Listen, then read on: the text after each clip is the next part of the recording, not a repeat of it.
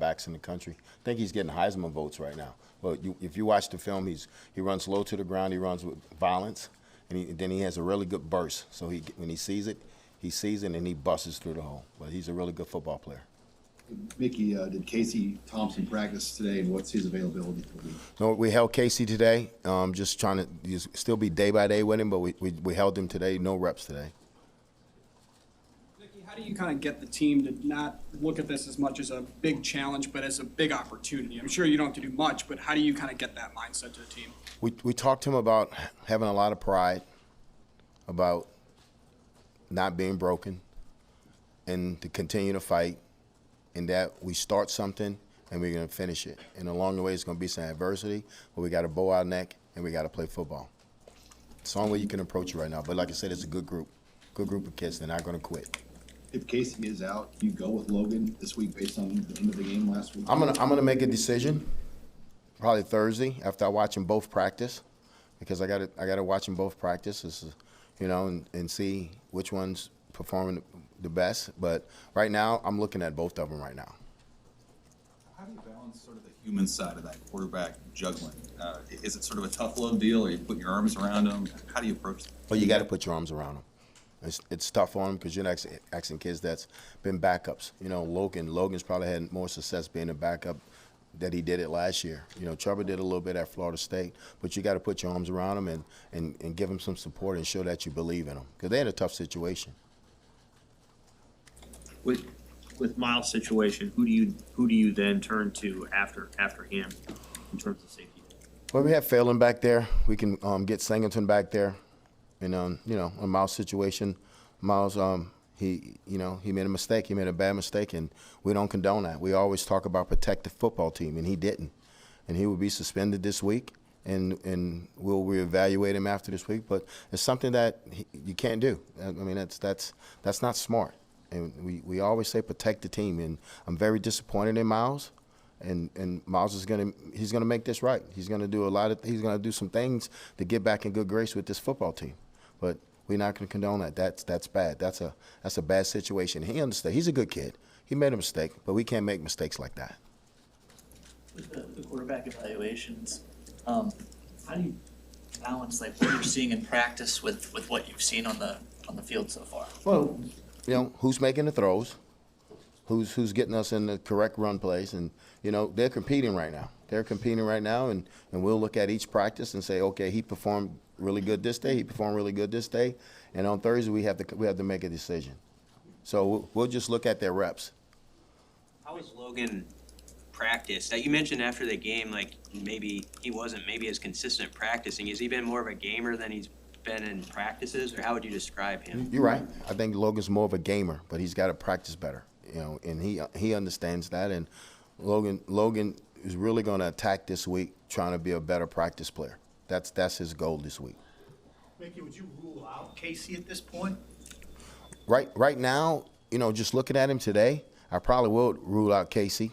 If he don't go by tomorrow. If he doesn't go by tomorrow, I'm gonna have to rule him out. I mean, I look at these kids as my sons, so I'm not gonna put them out there if they can't go. And with Casey, like I said, Casey's gonna say he's feeling better, but I gotta be smart with Casey and not put him out there if he can't perform at a high level. Is the issue gripping the ball with him? I think it's more gripping the ball right now. Still got a little nerve damage in his pinky.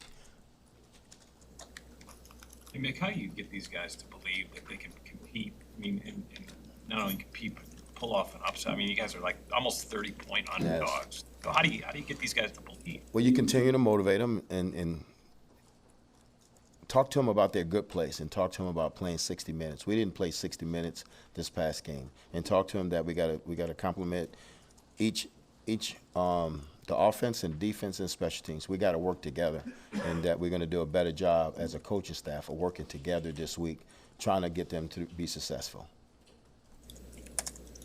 Hey, Mickey, after a couple weeks or a game and a half, between both Purdy and Smothers, do you as a staff still look at it as a situation where one of the guys is stronger at leading your run game and the other one is stronger when you need to throw the ball, or is that more meshed together? Well, we're trying to mesh that together right now. We think Purdy's the better thrower, but Logan he can make throws also, and we think Logan's the better runner. You know, it happens like that. Each quarterback's going to have different strengths and weaknesses. One of the things you talked about after the Oklahoma game was the need to slow some things down. I mean, not to give away your game plan, but because of the quality of the opponent that you're going against, is there some tendency to, want to use some clock this week? I think if you've been in this league and you understand what you're looking at as a coach, you understand that you got to slow it down because everybody else is slowing it down. Just the way this league is built, and we got to play Big Ten football, and we eventually trying to get to that. But we got to play Big Ten football, and you got to try to slow it down. Mickey, you said you were gonna look at the film to see why the run game slowed down in the second half on Saturday. Did you notice anything in particular? Well, we got to trust and be happy with 3 and 4 yard runs.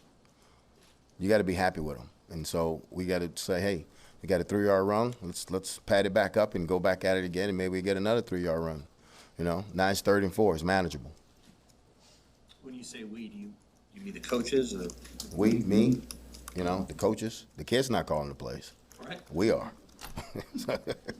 So is that a conversation you have with Absolutely. We had that conversation. How'd it go?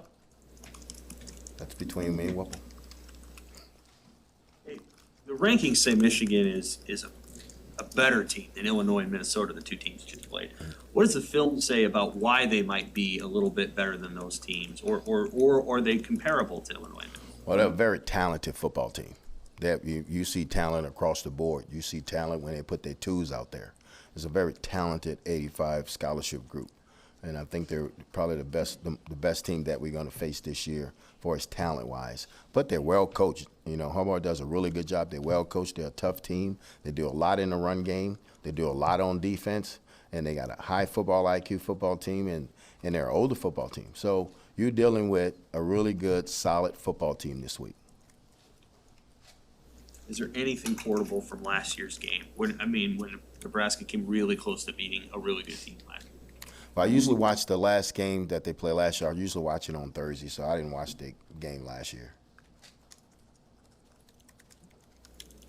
Mickey, kind of off the football topic, but the NCAA the last couple of years has kind of made a push to try to get, athletes voting. Is that anything you guys talk about since today's election day to get the vote? Yes, we brought Dr. Cheddars in last week, and we talked about voting. What's the message on that? Get out and vote.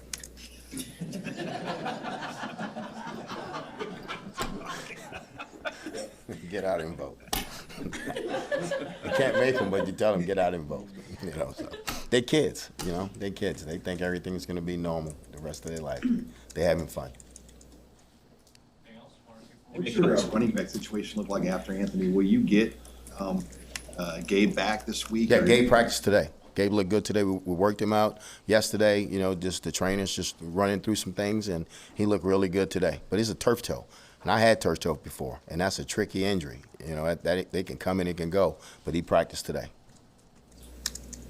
How important is communication, especially losing Miles in the back end? He did a lot of that. I have everybody up in that level, make sure that the calls are right and the position is okay.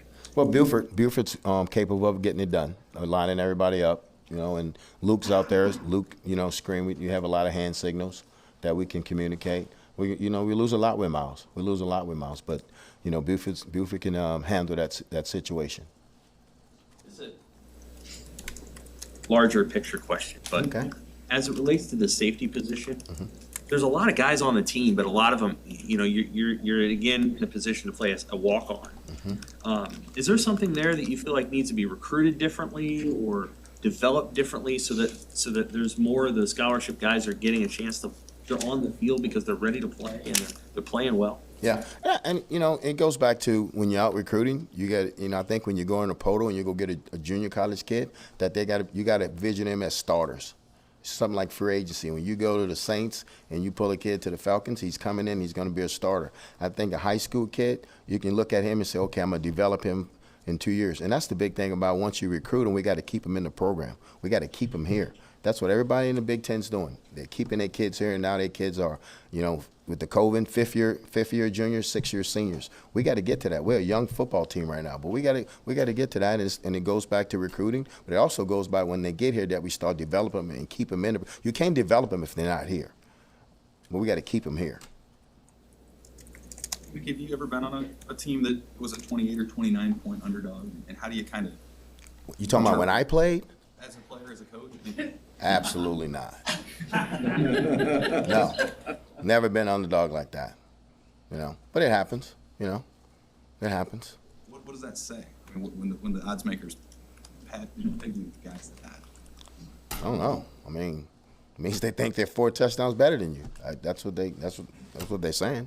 But you still got to kick the football off. You still got to kick the ball off. We got to go out. We got to play at a top level. We got to, like you said, we got to play 60 minutes. But we're not going to back down. We're not going to back down. We're not going to say, oh, we're going to throw the towel in. These kids won't do that. These coaches won't do that. We're not going to do that. Is there something that, I know Caleb said after the game he wishes the defense had put together 4 quarters. Is there something to be taken from that game against Minnesota, kind of how the first 2.5, 3 quarters went at least? Yeah, and Caleb speaks his mind, and he wanted to make sure we play 60 minutes as a defense. The defense played lights out, but we can help the defense also, but we got to continue to try to play 60 minutes of football on all 3 phases. Mickey, what's your point of view on Harbaugh? You guys are kind of somewhat close in age as contemporaries, as college quarterbacks, and I've watched his career, and what do you think of the job he's done in Michigan in 7 years? Well, I think he's done a great job. He was a really good quarterback in the league, and he's a really good football coach. His brother's a really good football coach in the Ravens. My brother Vance knows his brother, so it's something like my family. It's a football family. He does a really good job. I had a chance to meet him in Birmingham, Alabama, when I was at LSU. He was a great guy to talk to. But he's got a really strong football team, and it's because he's a really good football coach, and he's real organized, and he preaches toughness. And they're tough. You can watch it on film. They're a tough football team. You see, the way he built it at Stanford with the Niners here, some similarities seem to be just the physical play, running the ball, stopping the run. Those, what's your perspective on that? Well, I think that's the way you have to build your football team in this conference. I think you got to be able to run the football. You got to be able to stop the run, but it's still got to be physicality. And I think he's done a really good job of doing that. He started at Stanford, like you say, went to the 49ers, then he went to Michigan. So he has a really good philosophy of what he wants to do, and he's been successful with it. Take your hat off to him. Anything else for Coach? Thank you.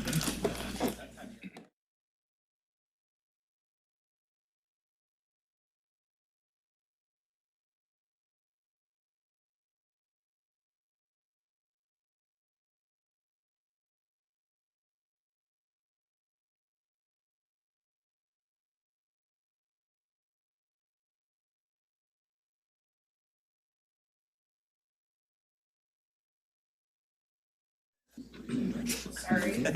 As a fan. Maybe he wasn't. What else? Marquise, with Miles out this week, I mean, how much bigger is your role? Just kind of have this back end of the defense set and ready to go. Honestly, I feel like everything's going to play out the same. My role is still going to be the same. People are just going to, everybody's going to have to step up. It's not going to be anything different, Next man up is what we've been preaching all year, and that's what we're going to preach now. So, What's it like to be a safety in the Big Ten and face these run games week after week? What's that been like for you physically? Physically, I'd say, it is what it is. Playing guys usually got 20, 30 pounds on me, but still having to come down and bring them down. It definitely takes a wear on the body for sure, but we have our training staff is second to none. How our meals are structured are second to none. So they do a great job, making sure everybody's body is right and ready to go for each and every week. What do you think this challenge, speaking of running games, you faced Chase Brown 2 weeks ago, you get Ibrahim last week, now you get Blake Corum. Someone was saying that he's the best running back he's ever coached. Mm-hmm. What's your take on Corum, and Is he gonna be the best of the three that you've seen here in recent times? All those guys that you just named were very good players. A lot of respect for each and every one of those guys. But, you know, I feel like for me and all the rest of the guys, everybody has to put their helmet on the same. Everybody got to put their shoulder pads on the same. Everybody has to pull their pants up the same. So, you know, at the end of the day, we're going in there to beat Michigan. We're not going in there to beat just Blake or just the quarterback or just one person on the team. We're going to win the game entirely. So, although he's a big part of that, I will say that, you know, we don't really let names and like hype stuff really get to our head because, you know, everybody's just a regular person at the end of the day. What's your role in the Michigan game last year? Just mainly special teams.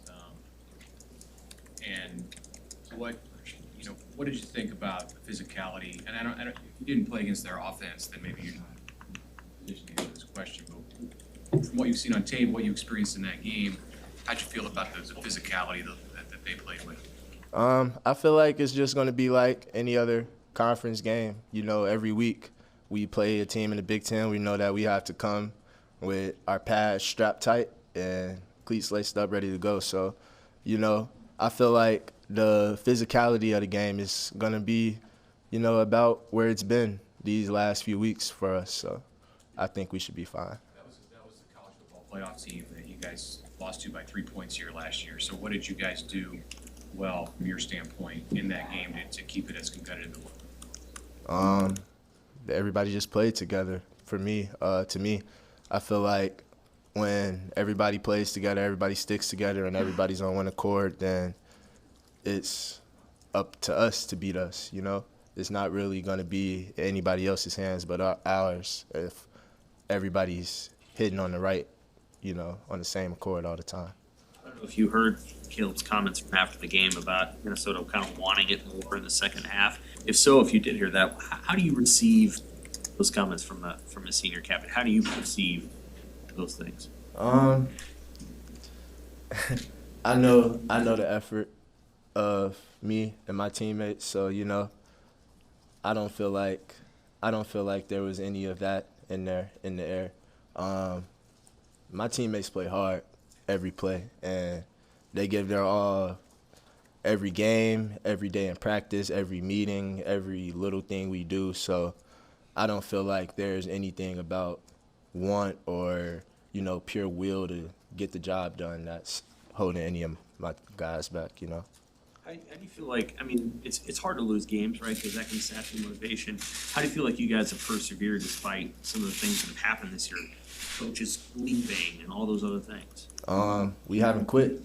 Nobody's giving up. Nobody's throwing in the flag. Nobody's making excuses. At the end of the day, we're not blaming any of our losses on any of the situations that we've had to deal with this year, because in the real world, you go through stuff and you got to push through adversity at all times. And that's really a big part of what the coaching staff has been trying to, you know, keep in our heads, what, you know, the different leaders on the team have been keeping in the locker room, the tone and everything. So just don't quit and stay together. And that's just been what we've been doing. What have you seen out of Phelan Sanford, if he's the guy next to you?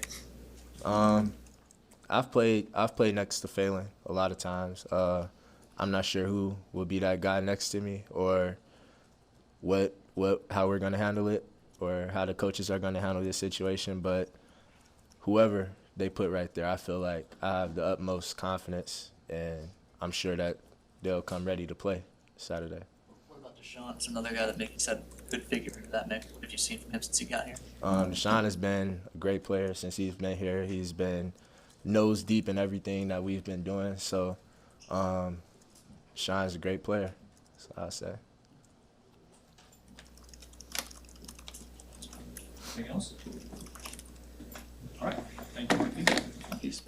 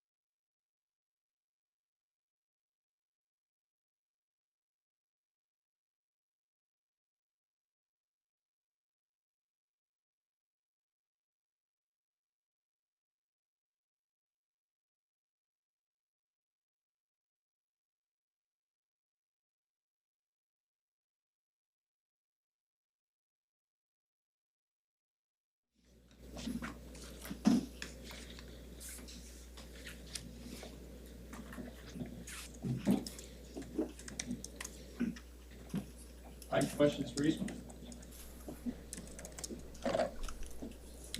Ethan, just as a competitor, I'm sure you see like the spread or something, it's 29 points for a game like this, but how do you view that as a competitor, going into a game like this? Any different or?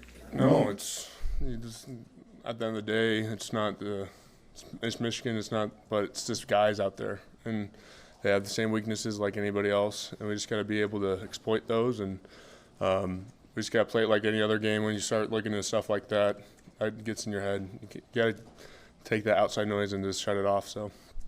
Are you guys kind of like embracing the underdog role, or are you kind of going to just like you feel like you got just as good a shot as they do? Oh yeah, heck yeah, we're definitely embracing the underdog role. I don't think anybody, especially after the loss last week, coming in, I think a lot of people are doubting us, and we just got to come out like we do every game and give it our best shot, and just have that mentality that we have nothing to lose at this point, and go guns blazing. So.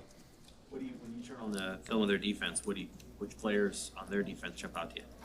I don't know. I think they're pretty solid up front. I like their ends. Their ends are pretty big guys, and they're pretty quick. Their inside guys are pretty. They're big and quick, and they're gonna be athletic, and it's gonna be a dogfight up front. So I'm excited just to have the competition, the battle coming up this Saturday. So. You guys need to commit more to playing Big Ten football. Be more satisfied with 3-4 yard runs, be able to hog the clock, that sort of stuff. What does that mean for you? It means that our job is even more important, and we have to give Mickey the confidence that we could get 4 yards of carry, and that starts in practice. And we just got to be more physical and try to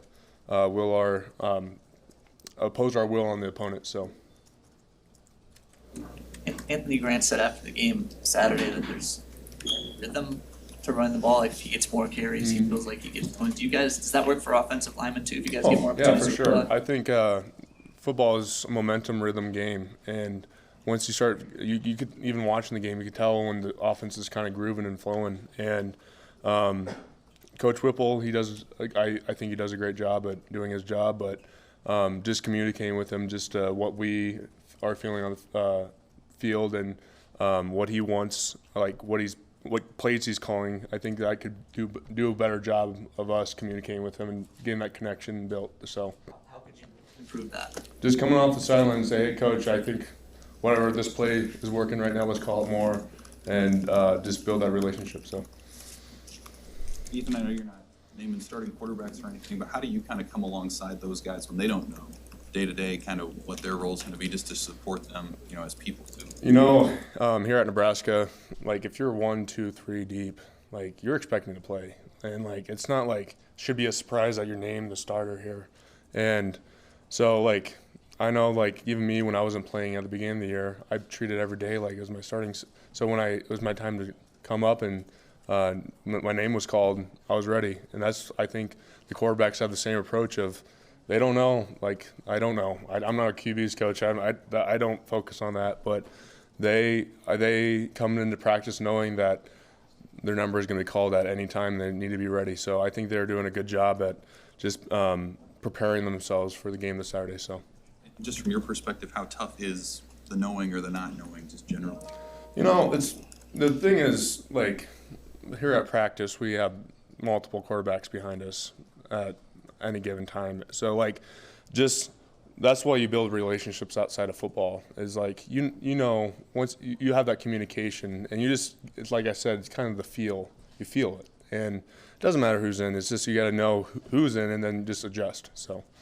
You as an individual, I don't know if you've been in that position before where you might play on Saturday, you might not play on Saturday. What's the key to preparing for that? Oh, just preparing like you're going to play. Just visualize that you're going to go out there and kick some butt out there on the field and be loose and don't be uptight. Don't think that like if you screw up a play, that's the end of the world for you. Just go out there and play your game. So. At that time, when you were a backup, was that pretty useful to you? I mean, do you feel more comfortable the second time? You're kind of your second go-around as a starter. What's changed for you think?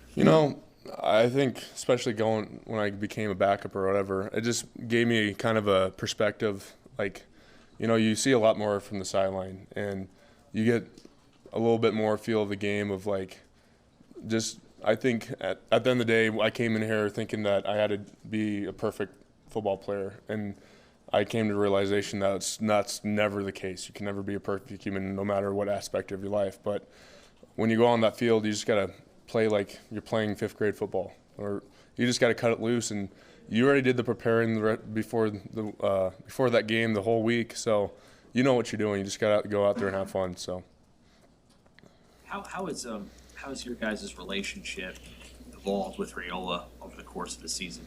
Before the season, there was a lot of emphasis on there's a new blocking style. You're gonna finish differently. How have things evolved now that you're 9 games in? What kinds of conversations do you guys have about the work you're doing and how to improve? Like you said, with any relationship, the longer you stay in it, the more close knit it gets. And I think especially, I think every game we're stacking a little bit better. We're getting a little bit better. We're getting to the expectation or the standard we set for ourselves every game. But yeah, he at this point we know the system he's trying to operate in, and we just make small adjustments all the time. It's no big major, hey, you're doing this completely wrong. It's just, hey, you just need to do this a little bit better. And then the small adjustments get us to where we want to go. So What is the emphasis point? Like, what does he want you guys to do in the games, I suppose? I think just believe. You got to believe that we're going to move the man in front of us and believe that we're going to win this game. I think at the end of the game, you could drop all the X's, O's you want, but if you're doubting yourself or anything, you're going to play like that. So at the end of the day, you got to go on the field and just believe that you're going to get the job done and believe we're going to win. It's that belief factor that makes a good team great. So. All right, thank you. Thank you.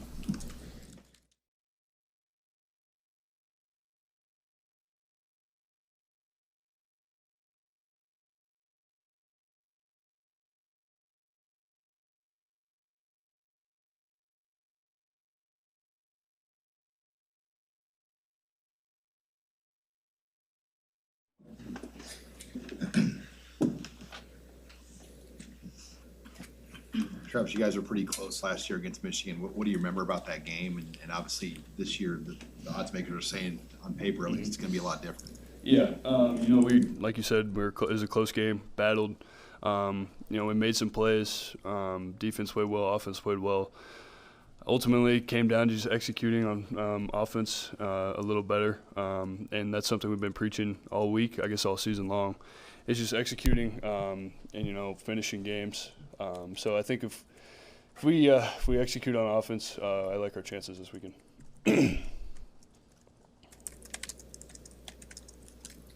Travis, throwing wise, what have you kind of seen working with both Chuba and Logan during the week? Yeah, we had a great practice this morning. Like our game plan so far. Our quarterback room, I trust every single one of those guys. So they can both throw the ball very well, both run the ball very well. Whoever Coach Mick and Coach Whip really feels that is the best option for us this week, and they'll choose. But they're both great athletes, great leaders, and two of my great friends. So super excited to be catching balls from them and playing with them. Do you try to, as a captain and a friend to them, Mm-hmm. I mean, do you try to pick them up? Everybody's got an opinion on their play, Yeah. obviously. Yeah, everyone has an opinion on their play. Yeah, like you said. But being a captain, and I was over at the girls basketball game yesterday. We had a little pep rally that we talked about leadership. That was kind of the big thing that I was asked to talk about. And one of my main points was you got to talk when you got friends and teammates that need getting picked up in a time. You need to do it, but it's also hard times when you have to correct things with them, and that's something that when they're doing things very well, you're with them, and then when they need help getting picked up, you're there to pick them up as well. And if they're not holding up to the standard, always correct them as well. So I love those guys. when they don't really care what everyone thinks about them. Like you said, everyone's got an opinion, but great players and good friends. What's something you would correct a quarterback on? Throw the tight end the ball more? No, I'm kidding. No, that's why they have a quarterback coach. I love our quarterbacks, but they're great guys, and I love playing football with them. You said that he wants you guys to put an emphasis on playing Big Ten football, be more satisfied with the 3-4 yard runs, and maybe finish some clock. What does that mean for you? Yeah, the Big Ten is a physical league. And you got to be able to run the ball, and you got to be able to block up front. You got to be able to drive block, and we always talk about how the most physical team is going to win and have the most success. So it's huge in our run game. As tight ends, we obviously love catching balls, but we take a lot of pride in blocking in our tight end room as well. So we've got guys in there that can block very, very well. So we like the challenge of maybe running the ball more or whatnot. But Coach Whip and Coach Mick are going to put together a great game plan, whether it's running the ball every play or whatnot. So, Travis, to follow up on that question about physicality or your answer, you've been around this league long enough that you've seen Michigan up close a number of times. Here and at Rutgers. So, as you've watched them, how have you seen their physicality, more on the defensive side, since that's your perspective, improve? And how much do you think that relates directly to their growth as a program to, a college football playoff contender? Yeah, Michigan is they're one team that's very physical. I really feel that the Big Ten's a very physical league. Every team is physical. And Michigan obviously had great ends last year. They have great ends and great interior D-line this year. And their whole back end are very physical. So they're overall great team. I think being physical, it's part of the game. And if you're not physical, then you got to get physical, I guess. So, that's what I'll say about it. Travis, how do you react as a competitor to see a line where you guys are 28 to 29 point underdogs? We don't really pay attention to it. There's been multiple times where we've been underdogs, and it seems that no one really pays attention to that in the locker room, or the coaches don't really pay attention to that. Whatever the line is, you can believe what you want, but the guys inside the locker room aren't really paying attention to that. In your heads, are you guys playing with sort of that underdog spirit? Yeah, it's a great opportunity for us. This atmosphere is going to be great. I've played at Michigan before. It's loud. There's people everywhere. It's going to be a great opportunity. So guys are really excited to get out there. There's a lot of guys that have never been out there in the big house. It's a great opportunity for us to go out there and, showcase what we're capable of doing. How do you describe the atmosphere out there? Yeah, their stadium's a little different. It's more like flat and wide than, kind of like Memorial, it's higher. So it's a little different. You don't feel like people are on top of you. But it's still definitely loud, and there's over 100,000 people there at every game. It seems like, so we're excited for it, and it's going to be great. Travis, you played a lot of college football. Is there instances where players don't play well in practice, but when the game starts, they kind of turn it on, and why is that? I'm a big believer that you're going to play how you practice. I can tell you that we don't have any guys in the locker room that don't practice hard.